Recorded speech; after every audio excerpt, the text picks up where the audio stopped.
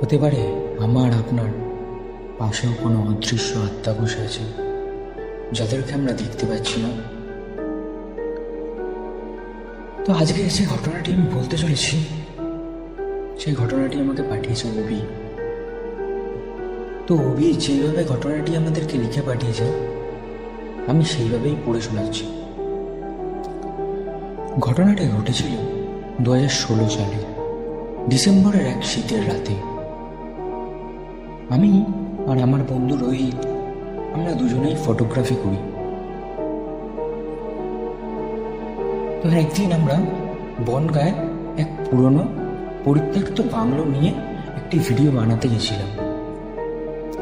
লোকজন বলতো সেই বাংলোতে বহু বছর আগে এক ইংরেজ পরিবার থাকত।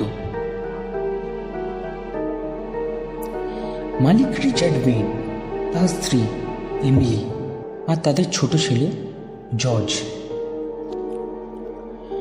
বলা হয় এক রাতে সেই পরিবারকে বাংলোর ভিতরে খুন করা হয়।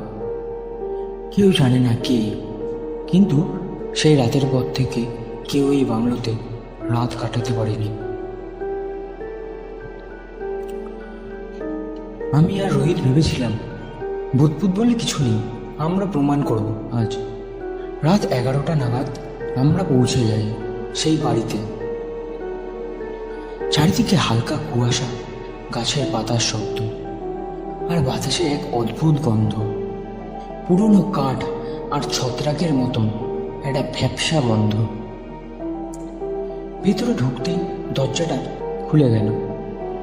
টর্চের আলোয় দেখা গেল দেয়াল জোড়া ছোপ ছোপ দাগ, যেন কেউ রক্ত মেখে রেখেছে।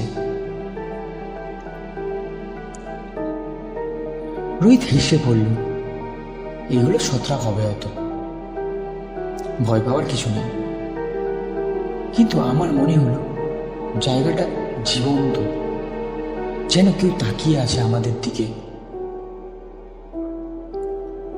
আমরা ট্রাইপড সেট করে ছবি তুলতে লাগলাম।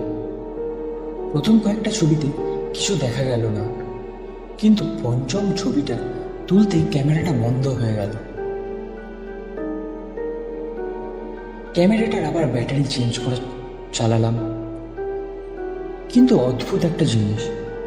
আমি রোহিতকে ডেকে বললাম, রোহিত, এই ছবিটার পেছনে কি দাঁড়িয়ে আছে?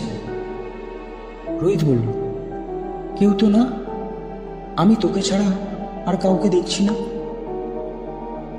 ছবিটায় দেখা যাচ্ছিল তাদের পেছনে একটা ছায়ামূর্তি দাঁড়িয়ে আছে। এক পুরনো পোশাক পরা মহিলা, চুল খোলা, চোখ জ্বলছে লাল আলোয়।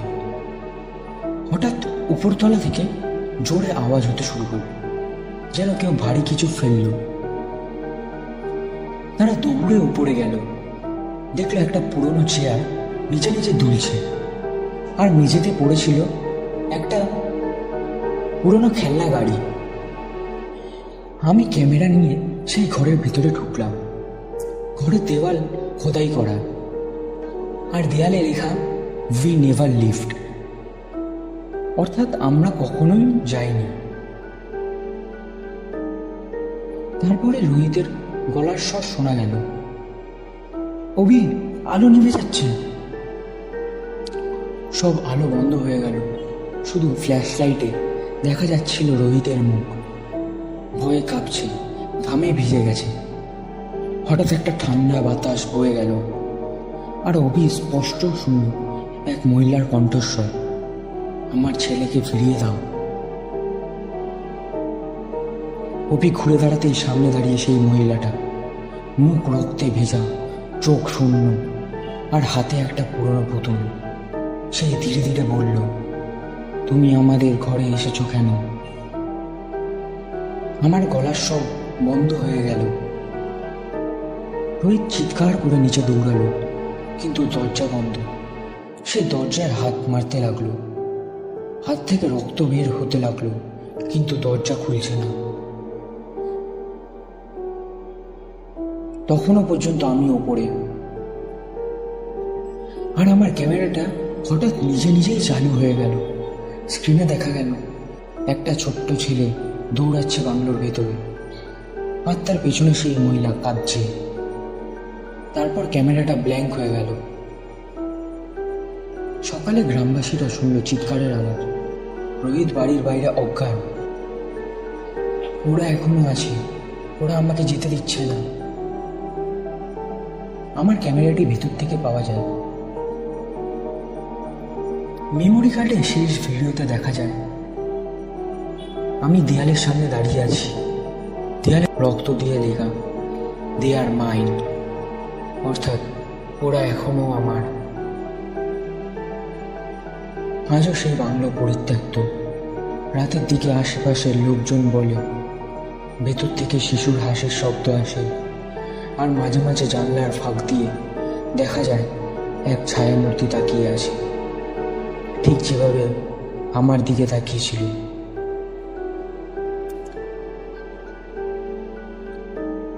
তো এই ছিল আজকের ঘটনা।